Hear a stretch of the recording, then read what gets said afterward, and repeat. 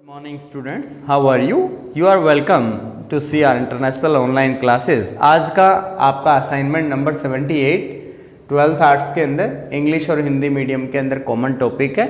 इसके अंदर हम टॉपिक ले रखा है आज अथॉरिटी ऑफ जमींदार, जमींदार की सत्ता, यानी जमींदार के पास कौन कौन सी सत्ता या शक्तियाँ उसके पास में थी, उन पे हम चर्चा करेंगे। इसमें आज हमने 3 टॉपिक लिए हैं। ईस्ट इंडिया कंपनी में जो जमींदार की सत्ता थी वो किस तरीके से उसको चुनौतियाँ मिली, कैसे वो कम हो गई। दूसरे के अंदर जमींदार ने किस तरीके से अपने रैयतों से टैक्स कलेक्ट किया। और तीसरा है दक्कन दंगा आयोग, इसके बारे में बताइए। तो इसका जो पहला टॉपिक है, ईस्ट इंडिया कंपनी ने अथॉरिटी ऑफ जमींदार को कम क्यों किया, उसकी सत्ता को कम क्यों किया।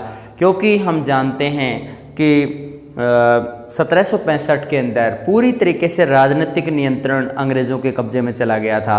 अंग्रेज़ अपनी मनमाफिक नीतियां भारत पर थोपना चाहते थे, आम जनता का शोषण करके उनसे पैसा ऐंठना चाहते थे और यहाँ से पैसा इकट्ठा करके वो अपने देश ले जाना चाहते थे। ये उनकी एक योजना थी और उस योजना में ये जमींदार बाधक बन रहे थे। तो जमींदारों की शक्तियाँ धीरे धीरे उन्होंने कम करना एक प्लान था, इसलिए उन्होंने धीरे धीरे उनकी शक्तियों को कम करना शुरू कर दिया। किस तरीके से उनकी शक्तियाँ कम हुई वो हम एक बिंदुओं के ज़रिए समझ सकते हैं। इसके अंदर जमींदार पहले बहुत ज़्यादा ताकतवर हस्ती होता था, उसके पास में बहुत ज़्यादा ज़मीन होती थी, ज़मीन का मालिक होता था और उसके अंडर बहुत ही ज़्यादा मतलब छोटे छोटे किसान उसके अधीन होते थे, जिनसे वो टैक्स कलेक्ट करने का काम करता था, लगान वसूल करने का काम करता था। और हमारे देसी शासक जमींदारों पर बहुत ही ज़्यादा विश्वास करते थे। लेकिन धीरे धीरे जैसे ही ईस्ट इंडिया कंपनी का शासन हमारे यहाँ पे स्टार्ट हुआ तो उन्होंने सबसे पहला काम जमींदारों की शक्तियों को कम करने का किया। इसके अंदर सबसे पहले troops of zamindars were disbanded. इसके अंदर जमींदारों के पास में जो सैनिक उनको मिले होते थे वो सैनिक हटा लिए। अब अगर जमींदार के पास में सैनिक नहीं रहेंगे तो यानी लठैत नहीं रहेंगे तो वो लोगों से जोर ज़बरदस्ती करके उनसे पैसा वसूल नहीं कर सकता है, टैक्स कलेक्ट नहीं कर सकता है। ये बड़ी दिक्कत की बात थी। इसलिए जमींदार जब भी गाँव में जाता था या किसी भी शहर में जाता था तो उसको लोग उसका विरोध करने लगते थे, वो उनको दबा नहीं सकता था। दबाने के लिए क्या चाहिए था? ट्रूप्स चाहिए थे, सैनिक चाहिए थे और सैनिक उनके ले लिए गए थे, यानी उनकी सैनिकों की संख्या बिल्कुल प्रतिबंधित कर दी गई थी, रोक दी गई थी। अब उसके बाद में उनको सैनिक सेवा नहीं दी गई। इसके बाद है कस्टम ड्यूटीज वर अबोलिश्ड। इसके अंदर क्या बताना है आपको कि रिवाज एक कस्टम ड्यूटीज वर अबोलिश्ड। इसके अंदर ये बताना है कि जो कस्टम ड्यूटी लगती थी उसको पूरी तरीके से हटा लिया गया। कस्टम ड्यूटी का एक बड़ा हिस्सा जमींदारों के पास जाता था, अब कस्टम ड्यूटी हट गई और एक क्षेत्र की प्रतिसीमा को दूसरे क्षेत्र के अंदर जो वस्तुएं जानी होती थी उनसे रोक दिया गया। इससे बड़ा मतलब बड़ा प्रभाव पड़ा। इसके अंदर जो है कस्टम ड्यूटीज वर अबॉलिश्ड। इसके अंदर हम देख सकते हैं और क्या क्या बदलाव हुए कि जो कस्टम ड्यूटी थी उसके अंदर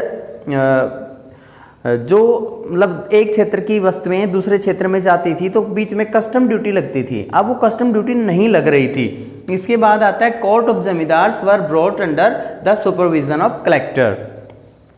इसके बाद में जो कलेक्टर के अंडर में जमींदार का जो कोर्ट था या जमींदार की कचहरी को उसके अंडर कंट्रोल कर दिया गया और इस तरीके से जमींदार की शक्ति को छीन लिया गया और उसको किसके अधीन किया गया? जिला कलेक्टर के। जिला कलेक्टर के अधीन किसकी कचहरी आ गई? जमींदार की कचहरी आ गई। अब जमींदार अपने तरीके से न्याय नहीं दे सकता था, क्योंकि पहले तो वो न्याय के एक तरह से उसके अपने हाथ में रहता था, न्यायिक प्रक्रिया का वो एक अंग था, लेकिन अब उसकी न्यायिक प्रक्रिया में भागीदारी नहीं रही। पावर ऑफ द जमींदार वाज स्नेच्ड।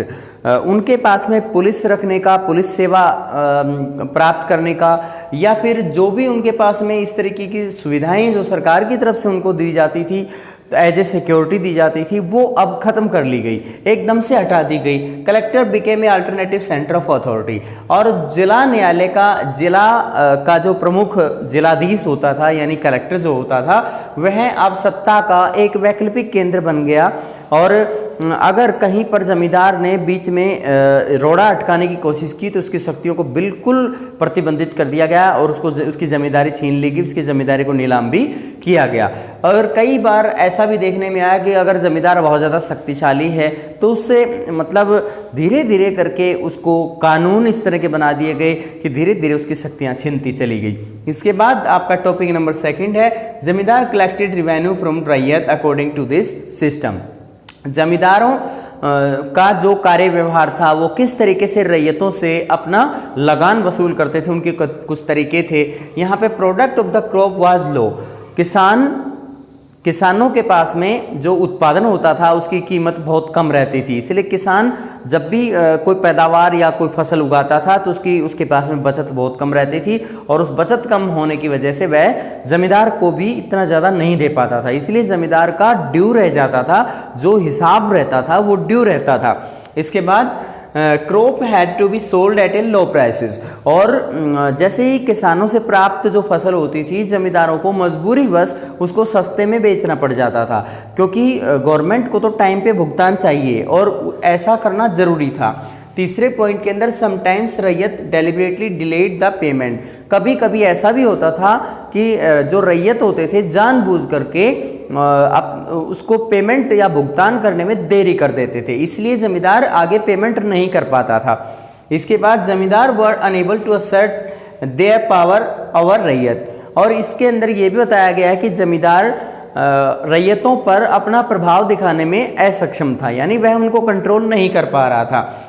इस टॉपिक के अंदर हमने पढ़ा कि जमींदार अब पहले की अपेक्षा कमज़ोर हो गया था, रैयतों से जोर ज़बरदस्ती करके वो मतलब उनसे लगान वसूल नहीं कर सकता था। जमींदारों के पास में पुलिस सेवा, सैनिक सेवा हटा ली गई, इसलिए अब उसका दबदबा ख़त्म हो गया और आम जनता के पास में या किसानों के पास में बचत बहुत कम थी, रैयतों के पास में बचत बहुत कम थी, और इस बचत कम होने की वजह से वो जमींदारों को बहुत कम दे पाते थे, और इसी तरीके से जमींदार के पास में कम कलेक्शन आने की वजह से वह अपना भुगतान पूरी तरह से नहीं कर पाता था, जिसकी वजह से उसकी जमींदारियां नीलाम होती थी और उसका प्रभाव भी धीरे धीरे कम हो गया, क्योंकि उसके विकल्प के रूप में एक तो जो सरकारी अधिकारी होते थे कलेक्टर, वो उनकी मतलब उनका सारा कार्य वो कर लेते थे, और उनकी जो न्यायिक प्रक्रिया में जो भागीदारी थी उसको भी खत्म कर दिया गया, पुलिस सेवा हटा ली गई, सैनिक सेवा हटा ली गई। तो इस तरीके से हम देखते हैं कि उनका पूरी तरीके से प्रभाव सोसाइटी पर और राज्य के अंदर खत्म कर दिया गया था। इसके बाद आगे है दक्कन रैयत कमीशंस। इसके अंदर दक्कन के अंदर किसानों ने व्यवस्था के खिलाफ, अंग्रेज़ों के खिलाफ, साहूकारों के खिलाफ बहुत ज़ोरदार तरीके से दंगे किए, और उन दंगों के अंदर काफ़ी संख्या में लोग प्रभावित हुए। इसके अंदर इस तरह के विद्रोह को देख करके बम्बई सरकार ने उनको इतना गहरे में नहीं लिया, यानी उनकी बात को इतना ज़्यादा गहराई से नहीं सोचा, लेकिन ये बात इंग्लैंड की गवर्नमेंट को पता चल गई, भारत सरकार को पता चल गई। भारत सरकार ने डिसीजन लिया कि इस जो विद्रोह हुआ है उस विद्रोह की जांच होनी चाहिए, क्योंकि उनको डर था कि इंडिया के अंदर 1857 में एक बहुत बड़ा विद्रोह हुआ था और उसकी वजह से अंग्रेजी साम्राज्य के पैर हिल चुके थे, यानी उसके पैर उखड़ गए थे। वो नहीं चाहते थे कि दोबारा से ऐसी परिस्थितियां पैदा हों, इसलिए उन्होंने उसकी जांच के आदेश दे दिए। इसकी जांच की गई तो दक्कन दंगा आयोग जो गठित किया गया था उसने अपनी रिपोर्ट सौंपी, उसने साहूकारों से भी अपनी रिपोर्ट प्राप्त की, उसने किसानों से, रैयतों से अपनी रिपोर्ट प्राप्त की, जो भी वहाँ पे वर्तमान में मौजूद थे जिस समय दंगा हुआ, उनकी गवाहियाँ भी प्राप्त की, और उन सब की एक रिपोर्ट बनाने के बाद उसको इंग्लैंड भेजा। इंग्लैंड की पार्लियामेंट में इस रिपोर्ट पे चर्चा की गई, और उसके अंदर जो रिपोर्ट भेजी गई थी दक्कन दंगा आयोग कमीशन के अधिकारियों के द्वारा, उसके अंदर बताया गया था कि जो इंडिया के अंदर या दक्कन के अंदर जो रैयतों का विद्रोह हुआ है वो दंगा अंग्रेज सरकार की वजह से नहीं हुआ है, यानी उसके लिए रिस्पॉन्सिबल यहाँ के जमींदार लोग हैं, यहाँ के शाहूकार लोग हैं। कि इनडायरेक्टली मतलब एक तरीके से यही दिखाने का प्रयास हुआ कि औपनिवेशिक सरकार कभी नहीं चाहती थी कि उसको ब्लेम किया जाए, अंग्रेजी सरकार को ब्लेम किया जाए, क्योंकि अगर वो अब इस बात का ध्यान नहीं रखते तो उनकी व्यवस्था, उनकी शक्तियाँ, उन पर विश्वास कौन करता, इसलिए अपने ऊपर कमियां नहीं आने देते थे और यहीं के लोगों पर उन्होंने उस बुराई को डाल दिया। इसके अंदर जो वास्तविक सच्चाई जो थी वो अंग्रेज़ों की सरकार थी, उसकी कमियां थी, उसकी नीतियां थी, लेकिन उसको इनडायरेक्टली यहाँ के साहूकारों, जमींदारों पर थोप दिया गया। इसके टॉपिक एक बार फिर से रिवाइज कीजिएगा। ईस्ट इंडिया कंपनी कि जमींदार की जो सत्ता है उसको धीरे धीरे किस तरीके से अपदस्थ किया गया, हटाया गया, उसकी शक्तियां कैसे कम की गई। उनके पहले पॉइंट के अंदर जमींदार के सैनिक उससे छीन लिए गए, इसलिए उसका दबदबा कम हो गया। अब जोर जबरदस्ती वह किसानों से अपना लगान वसूल नहीं कर सकता था, उससे कोई डरता नहीं था और जगह जगह पर जो रैयत थे उसके खिलाफ आवाज़ बुलंद कर देते थे। इसके बाद नेक्स्ट जो टॉपिक है इसके अंदर बताया गया कि जो कस्टम ड्यूटी थी उसको पूरी तरीके से हटा दिया गया। कस्टम ड्यूटी का एक बड़ा हिस्सा जमींदारों के पास जाता था, जमींदार के पास अब कमाई नहीं हो रही थी।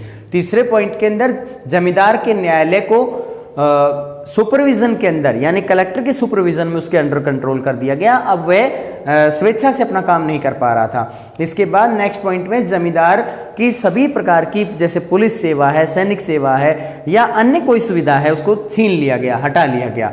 इसके पांचवें पॉइंट में कलेक्टर को अब वैकल्पिक सत्ता का स्रोत माना गया, यानी शक्ति का जब मेन केंद्र अब कलेक्टर होते थे, जो भूमिकाएं जमींदार निभाता था अब उसकी सारी भूमिकाएं अब कलेक्टर को दे दी गई। नेक्स्ट टॉपिक है आपका जमींदार कलेक्टेड रिवेन्यू फ्रॉम रैयत अकॉर्डिंग टू दिस सिस्टम। जमींदार इस तरीके से किसानों से अपना लगान वसूल करते थे। कुछ इस तरह की प्रॉब्लम्स आती थी लगान वसूल करने में, जिनकी हम चर्चा यहाँ पर करेंगे। सबसे पहला पॉइंट है इसके अंदर यानी क्रॉप का मूल्य बहुत कम था, यानी फसल होती थी, फसल का उत्पादन भी चाहे कितना ही हो जाए लेकिन उसकी कीमत कम रहने की वजह से बचत बहुत कम होती थी। इसकी दोनों को प्रॉब्लम होती थी, जमींदारों को भी, किसानों को भी। Crop had to be sold at a low prices, और किसानों पे पहले देनदारी रहती थी बहुत ज़्यादा, जो उनको लोन लिया हुआ है उसको भुगतान करना होता था, इसलिए उनको कम कीमत में ही अपना अनाज बेचना पड़ जाता था, चाहे उसके लिए कोई घाटा ही उठाना पड़े। तीसरे पॉइंट के अंदर रैयत जो है पूरी तरीके से मन मर्जी से भी डिले कर लेते थे, यानी वो पेमेंट टाइम से नहीं दे रहे थे, इस वजह से जमींदार लोग भी प्रभावित होते थे। जमींदार इसके बाद में बताया गया कि जमींदारों का प्रभाव अब रैयतों पे इतना ज़्यादा नहीं रह गया था, यानी उनका दबदबा रैयत लोग नहीं मानते थे, किसान उनका कहना नहीं मानते थे। इसके बाद दक्कन दंगा आयोग के बारे में बताया गया है। इसके अंदर दक्कन के अंदर जो दंगे हुए, किसानों के द्वारा जो दंगे किए गए थे वो सरकार के खिलाफ किए गए थे, वहाँ उसकी पॉलिसीज़ के खिलाफ किए गए थे, साहूकारों के खिलाफ भी किए गए थे, जमींदारों के खिलाफ भी किए गए थे। तो वो जो दंगे हुए उनका मेन रीज़न ढूंढने के लिए भारत सरकार ने कमीशन बनाया दक्कन दंगा आयोग के नाम से, और उसने अपनी रिपोर्ट सौंपी। रिपोर्ट के अंदर अंग्रेज सरकार के ऊपर उन्होंने ब्लेम नहीं आने दिया। उसकी रिपोर्ट के अंदर साफ साफ उसकी रिपोर्ट में ये रखा गया कि साहूकार लोगों की वजह से या उसकी नीतियों की वजह से, जमींदारों की पॉलिसीज़ की वजह से ये विद्रोह हुआ है। और इस तरीके से हम देखते हैं कि औपनिवेशिक सरकार को यहाँ की जनता से कोई सीधी हमदर्दी नहीं थी। इस प्रकार ये आपके तीनों टॉपिक कंप्लीट होते हैं। धन्यवाद।